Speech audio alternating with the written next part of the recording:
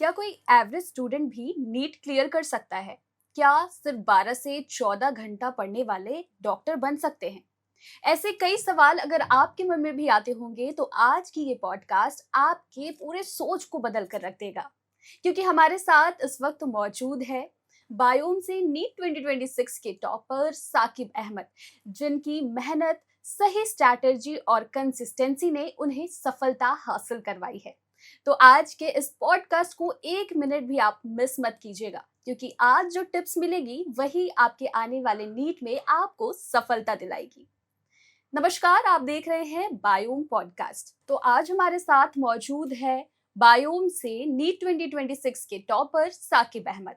आज हम उनसे जानेंगे कि आखिर उनके सफलता का राज क्या है, कैसे उन्होंने मॉक टेस्ट की स्ट्रैटेजी तैयार की, उनकी सफलता की स्ट्रैटेजी या फिर स्ट्रेस हैंडलिंग से लेकर टाइम मैनेजमेंट कैसा रहा, और सबसे महत्वपूर्ण उनके सफलता की पूरी जर्नी में बायोम की क्या कुछ भूमिका रही है, और आने वाले अगले साल के 2027 और 2028 के नीट एस्पिरेंट्स को वो क्या कुछ सलाह और टिप्स देने वाले हैं। तो सबसे पहले साकिब, आपका बहुत बहुत स्वागत है आज के इस बायोम पॉडकास्ट में। Thank you ma'am. साकिब, आप बताएंगे कि जब नीट 2026 का रिजल्ट आया और आपने खुद को टॉपर लिस्ट में देखा तो सबसे पहले क्या कुछ सवाल आपके मन में आए और आपका सबसे पहला रिएक्शन कैसा था? मैम, जो रिएक्शन था वो तो मैं अपने लफ्ज़ से बयान नहीं कर सकता। बहुत खुशी का माहौल था, फैमिली वाले भी बहुत खुश थे। उस वक़्त जो मैंने अपने पेरेंट्स के आँखों में जो खुशी की झलक देखी थी, वो मैम, मैं बियॉन्ड द स्कोप मैम, वो कभी मैंने सोचा नहीं था कि इस तरह भी हो सकता है। मैं बहुत खुश हूँ मैम। बिल्कुल, धन्यवाद साकिब। और क्या लगता है, जब आपने नीट की शुरुआत की थी प्रिपरेशन की, तो आपको लगा था कि आपका सिलेक्शन हो जाएगा और आप टॉपर लिस्ट में होंगे? बिल्कुल नहीं, एक अनसर्टेनिटी तो होता ही है सब, हर एक स्टूडेंट की लाइफ़ में, चाहे वो ऑल रैंक 1 भी क्यों ना हो। तो मेरे मेरे साथ भी वही था। कि शुरू-शुरू में तो लगता था कि नहीं हो पाएगा मेरे से, हम ये गलती कर रहे हैं, हम ड्रॉप ले रहे हैं, ये गलती कर रहे हैं, बहुत कुछ दिमाग में चलता था मैम, कि हम सही डायरेक्शन में जा रहे हैं कि नहीं। बट टीचर लोग के ऊपर भरोसा था, तो बस उसी बिलीफ में चलते हुए, राइट पाथ में चलते हुए मैम सिलेक्शन ले लिए। बिल्कुल, क्या बात है। वैसे अगर बात की जाए तो साकिब ये बताएँगे कि आपका डेली स्टडी रूटीन कैसा था? क्योंकि कई बार जो नीट एस्पिरेंट्स होते हैं, उन्हें ये लगता है कि अपने रूटीन कैसे रखें, दिन भर की जो दिनचर्या होती है, वो कैसी रखी जाए ताकि उन्हें जो सफलता है, वो मिल पाए? जी मैम, बिल्कुल। बेसिकली हर एक स्टूडेंट का जो स्टडी पैटर्न है, वो डिफ़र करता है। जैसे कि मेरा था कि क्लासेस करने के बाद एक प्रॉपर सीक्वेंस में मैं डेली, ऐसा नहीं कि आप कंसिस्टेंसी तो की है सक्सेस का, वो तो सबके लिए सेम ही है, किसी के लिए वैरी नहीं करता। बट ये कंसिस्टेंसी किस तरह से कर रहे हैं, आपका प्रॉपर मैनर क्या है पढ़ने का, एक स्टडी प्लान क्या है, वो तो डिफ़र करता है। बट हाँ, अगर वो कंसिस्टेंट है, तो सक्सेस तो मिल ही जाता है मैम, जो मेहनत करता है उसको तो मिल ही जाता है। बिल्कुल सही कहा आपने, सफलता का एक राज कंसिस्टेंसी भी माना जाता है, जी। कांस्टेंट रहना चाहिए। लेकिन इसके साथ ही अगर बात की जाए तो आपको क्या लगता है कि कई बार एस्पिरेंट्स जो है कुछ गलती कर देते हैं, जो नीट एस्पिरेंट्स है वो उन्हें कैसी गलती नहीं करनी चाहिए अपने तैयारी के दौरान, ये भी एक टिप्स दें?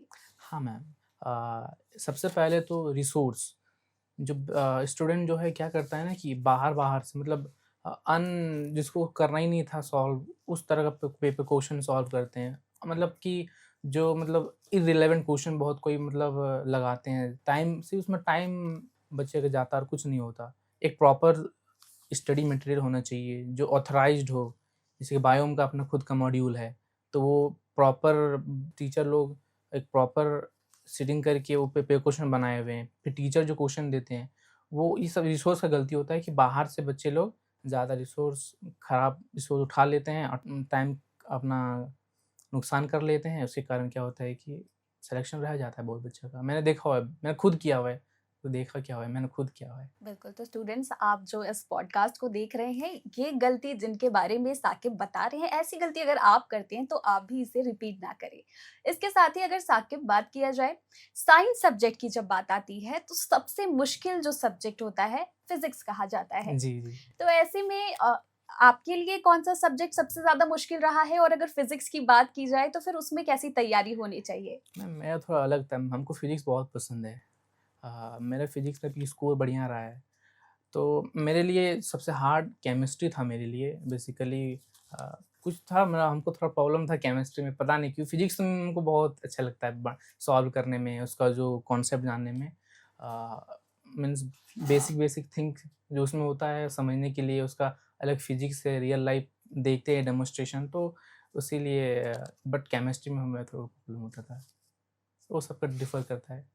बिल्कुल, जिस तरह से आप कह रहे हैं कि फ़िज़िक्स आपके लिए बहुत ज़्यादा ईज़ी है, तो वो ईज़ी क्यों लगता है? और जो बाकी लोग को आपको लगता है कि कुछ ज़्यादा उनके लिए मुश्किलें होती होंगी, अगर उन्हें एक सलाह देनी है जिससे कि उनके लिए भी फ़िज़िक्स सब्जेक्ट जो है, वो आसान बन पाए, तो वो क्या टिप्स होगी?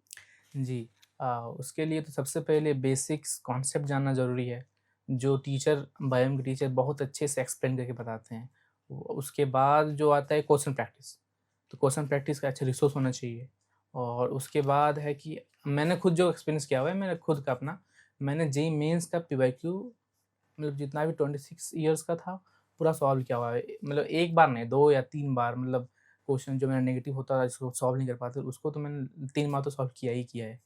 तो उसीलिए मेरा तो फिज़िक्स अच्छा था। बिल्कुल, आपको भी अगर फ़िज़िक्स बहुत मुश्किल लगता है, तो मुश्किल सिर्फ़ कहने के लिए चीज़ें होती हैं। अगर आप उसमें ध्यान लगाएँ, तो आपके लिए भी आसान हो सकता है, जैसा कि साकिब बता रहे हैं। लेकिन साकिब, इसके साथ ही अगर बात की जाए, तो बायोलॉजी एक ऐसे सब्जेक्ट है, उसमें सबसे ज़्यादा स्कोर कैसे लाया जा सकता है? इसके लिए कुछ ऐसा टिप्स है आपके पास? क्योंकि आप टॉपर रह चुके हैं, आपने सब कुछ काफ़ी सामने से देखा है, नज़दीकी से। तो क्या कुछ स्टूडेंट्स को बताएँगे आप? जी, बिल्कुल। बायोलॉजी के लिए सबसे जो हम लोग बोलते हैं गीता कुरान, वो एनसीईआरटी है।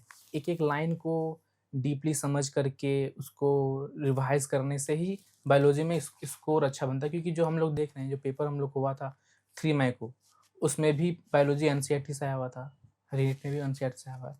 तो बच्चा लोग बहुत कोई out out of the box जाके पढ़ते हैं, तो वो गलत करते हैं। एनसीईआरटी को स्ट्रिक्टली फ़ॉलो करिए और बस अच्छा स्कोर लाइए। बिल्कुल, आपने एनसीईआरटी की बात की, आप कहते हैं कि बच्चे आउट ऑफ द बॉक्स जाकर भी पढ़ते हैं।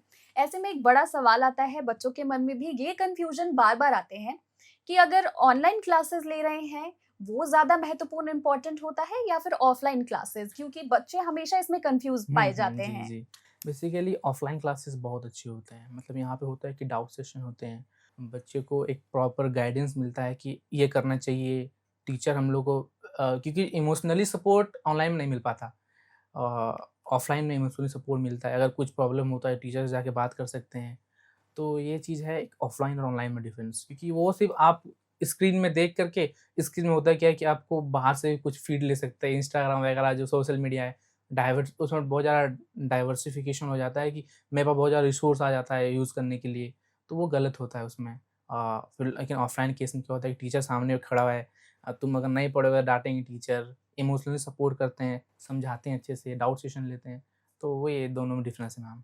मतलब आप कह रहे हैं कि आप जब बायो में पढ़ते थे, तो आप जाकर टीचर्स के पास जितनी बार भी जाते थे, आपके डाउट्स क्लियर होते थे। जी, जी, ऑनलाइन में बिल्कुल। शायद ऐसे कन्फ्यूजन्स होते हैं कि जी, बार-बार आप नहीं कर सकते हैं। हाँ, बिल्कुल। ये भी एक कन्फ्यूजन मुझे लगता है कि इस पॉडकास्ट के बाद दूर हो गया होगा और इसीलिए मैंने शुरुआत में ही कहा था कि अगर 1 मिनट भी आपने मिस किया, तो बहुत सारे टिप्स आप मिस कर सकते हैं।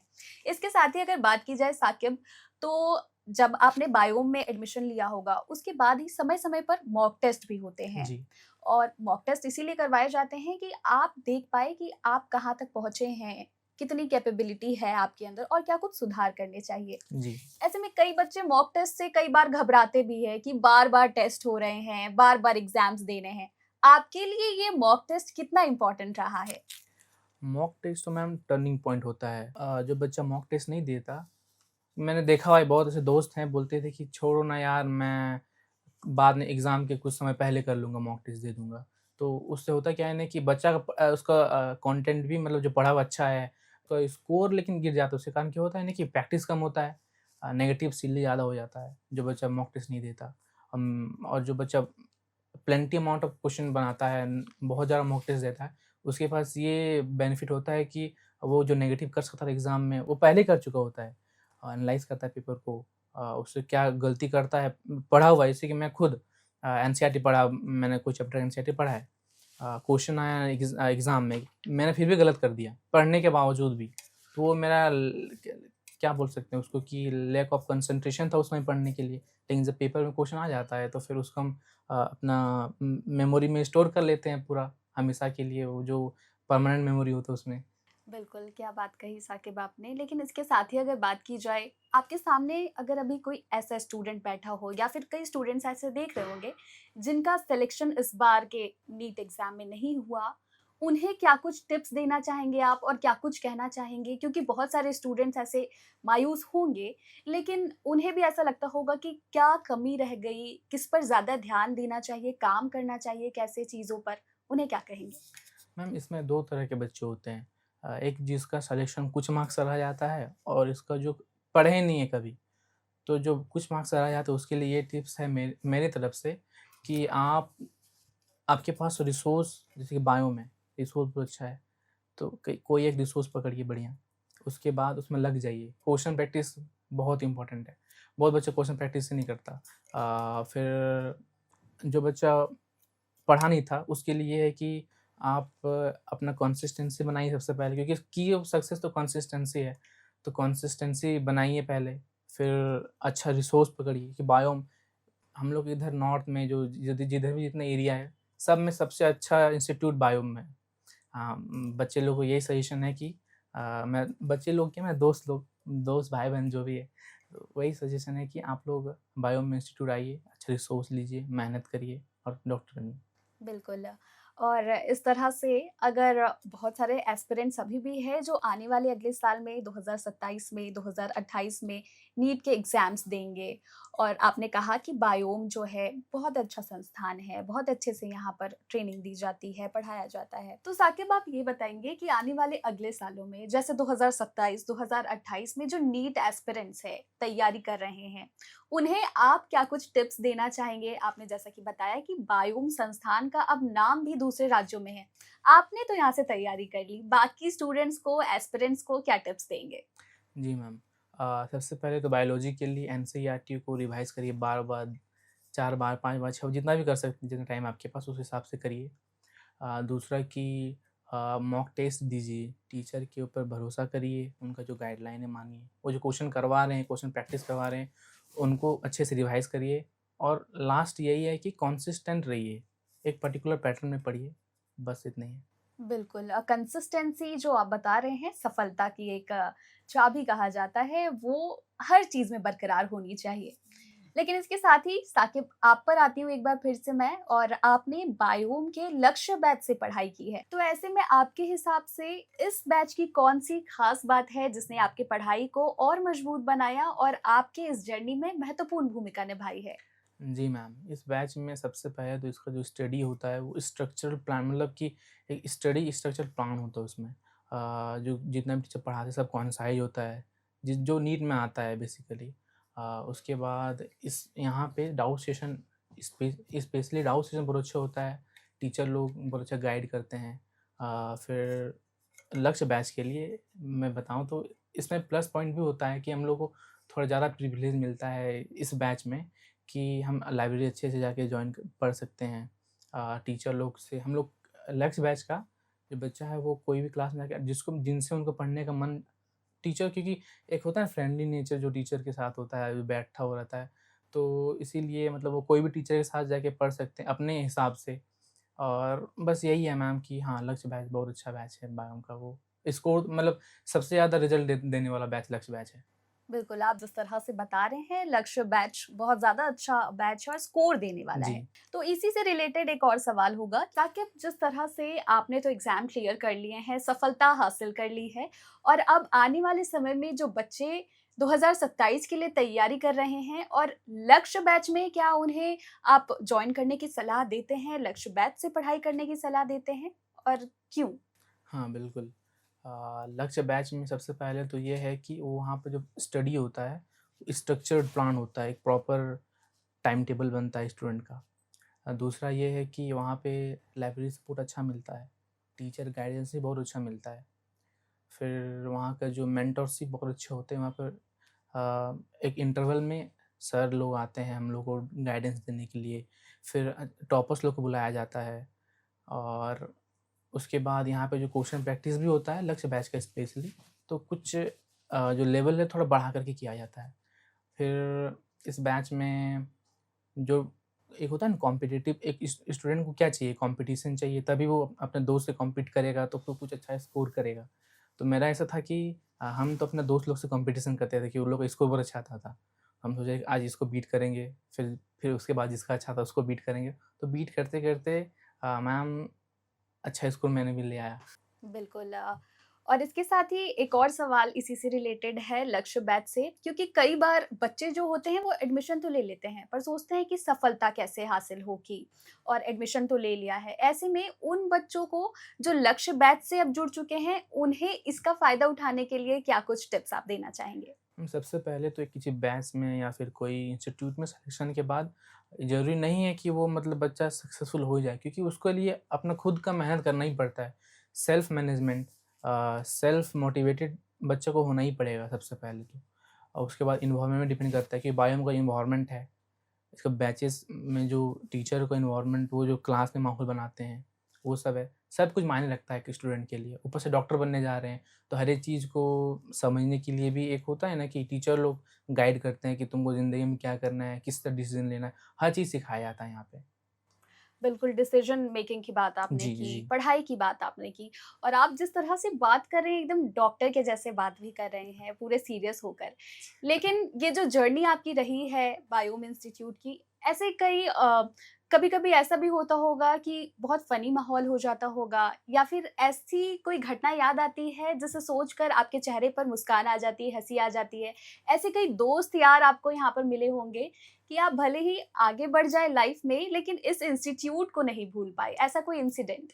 जी, ऐसे तो बहुत है, बट उसमें से एक है रैंकस बैच में हुआ था कि मतलब वो फ़नी नहीं है, बट हाँ, वो मेरे साथ स्पेशली हुआ था, उसमें मेरे को बहुत अच्छा लगा था। कि हुआ क्या था कि हम लोग एक दिन रोशन सर हम लोग हैं, जो हम लोग को मेंटरशिप देते हैं रैंकस बैच में। तो मतलब एब्सेंट थे एक दिन, मतलब थोड़ा कुछ प्रॉब्लम था उनको, तो आए हुए नहीं थे। तो उस दिन टेस्ट हुआ था हम लोग का, रैंकस में हमेशा टेस्ट होता है।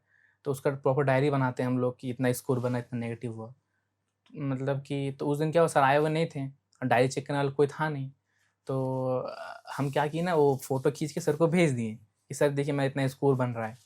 तो दूसरे दिन सर आते हैं यार, सबको डाँटते हैं क्योंकि सिर्फ़ मैंने अकेले ही भेजा हुआ था कि देखो साकिब ने मेरे को फ़ोटो खींच के हमको फ़ोटो खींच के भेजा, तुम लोग कोई नहीं भेजा।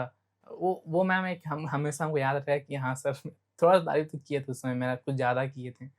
तो ये चीज़ दोस्तों के साथ भी ऐसी कोई मेमोरी रही होगी आपकी कि बहुत पढ़ाई हैं। तो आपने की होंगे, और जी। कई बार जो टॉपर्स बच्चे हम देखते हैं वो ऐसे होते हैं कि वो बच्चों के सामने दिखाते हैं मैंने तो कोई तैयारी नहीं की है, पर वो रिजल्ट बताता है कि तैयारी कैसी रही, और आपके चक्कर में आपके दोस्त भी पढ़ाई थोड़ा छोड़ देते हैं। ऐसा भी कभी हुआ है क्या? नहीं, नहीं ऐसा नहीं हुआ मैम। हम लोग का जो फ्रेंड सर्कल है, हम लोग 3 फ्रेंड सर्कल में थे हम लोग, तो तीनों का सिलेक्शन हो गया है। मतलब हम लोग सपोर्टिव थे। अगर मेरा कम आया, तो हमको सपोर्ट करता है कि भाई देखो, मोटिवेट करता है कि देखो हो सबके साथ अप्स एंड डाउन तो सबके साथ आता है। एक जैसे कि एक बार क्या हुआ था कि मेरा पेपर बहुत गंदा गया था टेस्ट में, मॉक टेस्ट में। हमको बहुत लिटरली बहुत रोना आ रहा था कि कैसे हो रहा है, अच्छा स्कोर कर रहे थे, अचानक गिर गया, नीट में भी ऐसा हो जाएगा तो क्या होगा? डॉक्टर नहीं बन पाएँगे। तो वो लोग हमको फिर मोटिवेट किया कि नहीं देखो ऐसा नहीं होता, एक पेपर से ऐसा नहीं होता, इतना पेपर तुम दिया उसमें अच्छा गया ना, और हम लोग का भी देखो कम आता है कभी-कभी, तो बस बहुत सपोर्टिव थे वो लोग। अभी भी मैंने देखा कि आप अपने दोस्तों के साथ आए हैं, तो दोस्तों के साथ आगे का भी प्लान आपने रखा है, या फिर अब सीरियस होकर के जो आपकी भविष्य है, फ्यूचर है, उस पर ध्यान देना है? नहीं मैम, दोस्त तो इम्पोर्टेंट है लाइफ में। फिर ज़िंदगी जीने का मज़ा ही क्या है अगर दोस्त ना हो तो। हाँ, एक गोल होता है सबका लाइफ में कि हमको ये अचीव करना है, बट इसका मतलब ये नहीं कि हम दोस्त को पीछे छोड़ दें, और उसको अपने साथ लेके चलना होता है। बिल्कुल साकिब, आपने बहुत सारे इंस्पायरिंग बातें भी की है, जो स्टूडेंट्स, जो एस्पिरेंट है वो देखकर बहुत सारे टिप्स ले पाए होंगे। लेकिन आपके जो बैचमेट्स होंगे, जो आपके फ्रेंड्स होंगे, वो भी आज शायद इस पॉडकास्ट को देखकर प्राउड फील कर रहे होंगे, आपको देखकर प्राउड फील कर रहे होंगे। तो कुछ एक लाइन अपने दोस्तों के लिए, एक वर्ड अगर कहना चाहे तो क्या कहेंगे?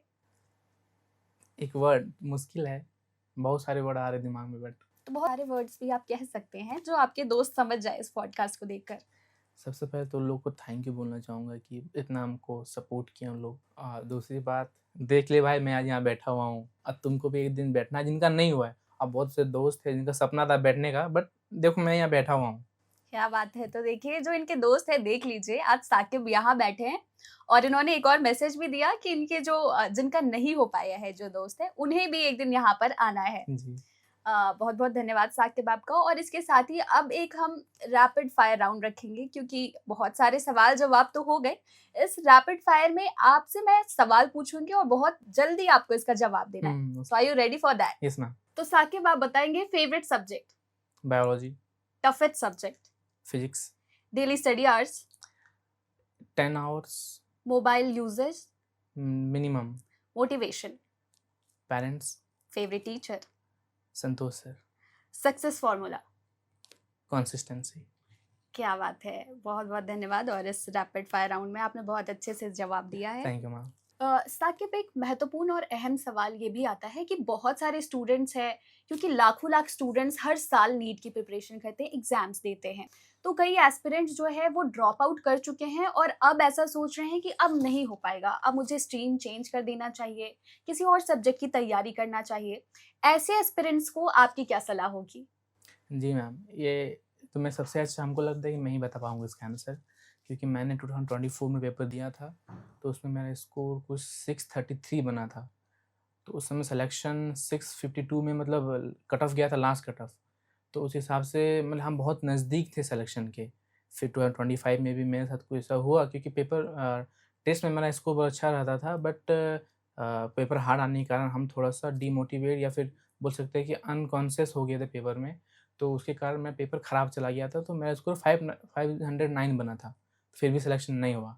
तो कहीं मन में था कि शायद हम नहीं कर पाएँगे, हमको नहीं करना चाहिए और बाहर जाना चाहिए, स्ट्रीम ही चेंज कर लेना चाहिए। बहुत ज़्यादा दिमाग में था मेरा, बट मेरे पेरेंट बहुत सपोर्टिव थे। टीचर से मैंने बात किया तो उन्होंने बोला, नहीं एक बार चांस ले लो, तुम अच्छा स्टूडेंट है, अच्छा कर लेगा। फिर वही फिर सोचे, थोड़ा अपने आप को मोटिवेट किए और फिर बायो इंस्टीट्यूट आए। बायो इंस्टीट्यूट में जो टीचर्स हैं, बहुत अच्छा गाइड करते हैं। बायो इंस्टीट्यूट के डायरेक्टर सर हैं, बहुत सपोर्टिव है, डाउन टू अर्थ है। उनके जैसा मैंने मतलब डायरेक्टर कहीं नहीं, मतलब जितना भी जानकार है मेरे, उतना कहीं नहीं देखा।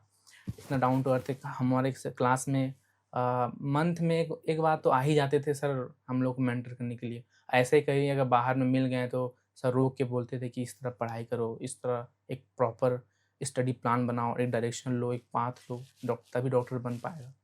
और फिर और भी बात, बहुत बहुत बात है, कितना कितना ही बताएँ, मतलब लिखने जाए तो ख़त्म ही ना हो, ऐसा है। यहाँ का एनवायरनमेंट बहुत अच्छा है बायो इंस्टीट्यूट का। अ, फिर और जो मेरा दोस्त लोग से है जिनको ड्रॉप लेना है, मैं बोलता हूँ कि अगर ड्रॉप लेना ही है आपको, सोच रहे हैं ड्रॉप लेने का और डॉक्टर बनना है, तो आप बायो इंस्टीट्यूट आइए। इनसे थोड़ा यहाँ का एनवायरनमेंट आप देखिए, बहुत सपोर्टिव है, बहुत हेल्पफुल मिलेगा और आप डॉक्टर भी बनिएगा इससे। Thank you. बिल्कुल साकिब आपका जो ये सपना था डॉक्टर बनने का, उसका जो पहला पड़ाव है वो आपने पार कर लिया और जैसा कि आपने बताया कि इस सफलता में बायोम इंस्टीट्यूट ने भी काफ़ी कुछ मदद की है। और आज के इस पॉडकास्ट में भी आपने जो कुछ भी जानकारी साझा की, अपनी जर्नी साझा की हमारे साथ। उम्मीद है कि इस पॉडकास्ट के बाद वो सारे एस्पिरेंट्स जो नीट की प्रिपरेशन कर रहे हैं और जिन्होंने एक सपना देखा है डॉक्टर बनने का, उन्हें आपके ये सबसे महत्वपूर्ण और इम्पोर्टेंट दिए हुए टिप्स ज़रूर काम आएँगे और इसके साथ ही आपको देखकर लोग प्रेरणादायक आप उनके लिए हैं और इंस्पायरिंग भी आप उनके लिए साबित हो रहे हैं। इसके लिए एक बार फिर से आपको बहुत-बहुत बधाई बायोम इंस्टीट्यूट की तरफ से भी और उम्मीद है कि आगे भी आप ऐसे ही अपने पूरे भविष्य में सफलता हासिल करेंगे। साकिब आपने पूरी टिप्स दी, जानकारी दी, अपनी जर्नी साझा की। इसमें जैसा कि आप बता रहे हैं बायोम इंस्टीट्यूट की एक महत्वपूर्ण भूमिका रही है। तो जी। अगर बायोम इंस्टीट्यूट को 1 लाइन में डिस्क्राइब करना हो तो आपके पास वो 1 लाइन क्या होंगे? जी, बिल्कुल। Bio institute is ladder towards success. तो अगर आपको भी ये वीडियो पसंद आया हो तो इस पॉडकास्ट को शेयर करें, लाइक करें और अपनी राय कमेंट में ज़रूर बताएं। चैनल को सब्सक्राइब करें और बेल आइकन दबाना ना भूलें। तो मैं हूं आपके साथ होस्ट कीर्ति सिंह और आप देख रहे थे बायोम इंस्टीट्यूट पॉडकास्ट। और अगले ऐसे ही प्रेरणादायक वीडियो में मिलते हैं। धन्यवाद।